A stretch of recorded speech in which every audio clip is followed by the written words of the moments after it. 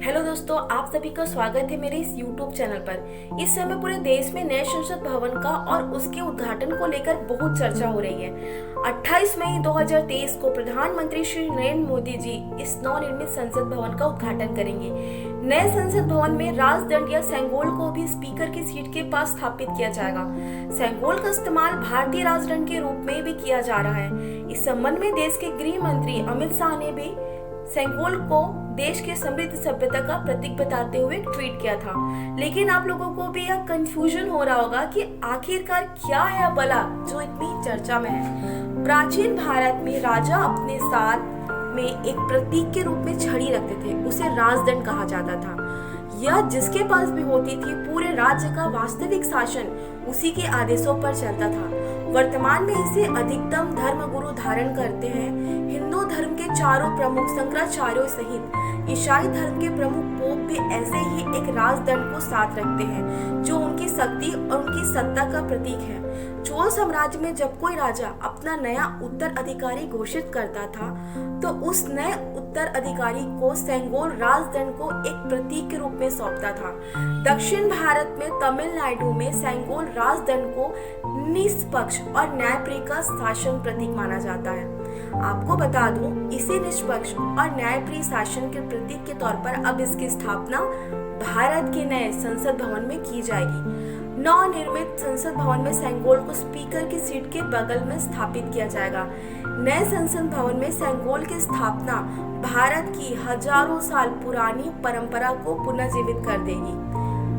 आपकी जानकारी के लिए बता दूं कि सेंगोल का इतिहास केवल चोल राजवंश साम्राज्य तक ही सीमित नहीं है, बल्कि कुछ इतिहास विशेषज्ञ इसका इस्तेमाल चोल साम्राज्य के अलावा मौर्य एवं गुप्त राजवंश के दौरान भी मानते हैं। कहा जाता है कि चोल साम्राज्य के दौरान जब सत्ता का हस्तांतरण होता था, तो निवर्तमान राजा सत्ता की शक्ति के हस्तांतरण के प्रतीक के रूप में सेंगोल राजदंड अपने उत्तराधिकारी को सौंप देता था। सेंगोल के आधुनिक इतिहास में भारत की आजादी का भी एक किस्सा जुड़ा हुआ है। आजादी के दौरान भारत की स्वतंत्रता, संप्रभुता और सत्ता हस्तांतरण के तौर पर यह सेंगोल राजदंड भारत के प्रधानमंत्री जवाहरलाल नेहरू जी को प्रतीक के रूप में सौंपा गया था। देश की आजादी के दौरान भारत के आखिरी वायसराय लॉर्ड माउंटबेटन सत्ता का हस्तांतरण करने के लिए कागजी प्रक्रिया पूरी कर रहे थे। इसी दौरान उनके मन में सवाल आया होगा कि आखिर भारत की स्वतंत्रता तथा इसकी सत्ता हस्तांतरण का प्रतीक क्या होगा। जवाहरलाल नेहरू जी के पास इस बात का कोई जवाब नहीं था, इसलिए उन्होंने लॉर्ड माउंटबेटन का यह सवाल भारत के पूर्ण गवर्नर जनरल श्री चक्रवर्ती राजगोपालाचारी के पास ले गए। दक्षिण भारत से संबंध रखने वाले चक्रवर्ती राजगोपालाचारी जी को भारत की सांस्कृतिक और ऐतिहासिक धरोहर का बखूबी ज्ञान था, इसलिए उन्होंने सेंगोल राजदंड का सुझाव उनके सामने रखा। चक्रवर्ती राजगोपालाचारी जी के सुझाव अनुसार जौहरी द्वारा सोने की सेंगोल का निर्माण करवाया गया था तथा शीर्ष पर नदी को विराजमान करवाया गया था।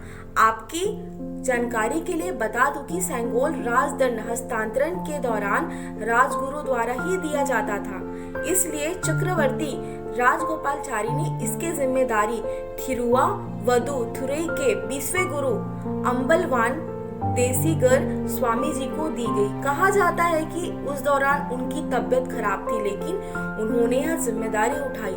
तैयार होने के बाद इस राजदंड को थिरुवावदुथुरई मठ के राजगुरु द्वारा लॉर्ड माउंटबेटन के पास भेज दिया गया। कहा जाता है कि 14 अगस्त 1947 के दिन यह स्वर्ण सेंगोल राजदंड तमिलनाडु की जनता द्वारा भारत के प्रधानमंत्री जवाहरलाल नेहरू जी को सौंप दिया गया। तब से यह सेंगोल राजदंड भारत की आजादी और अंग्रेजों द्वारा भारत की सत्ता हस्तांतरण का प्रतीक बन गया। सेंगोल के ऊपर भगवान शिव के वाहन नंदी को विराजमान किया गया है। दक्षिण भारत और तमिलनाडु के लोगों का मानना है कि भगवान शिव के वाहन नंदी निष्पक्ष न्याय और सुशासन के प्रतीक हैं। सेंगोल एक छड़ी नुमा आकृति का राजदंड है। यह साम्राज्य की राजशक्ति का प्रतीक है। जवाहरलाल नेहरू जी को सेंगोल सौंपा गया था।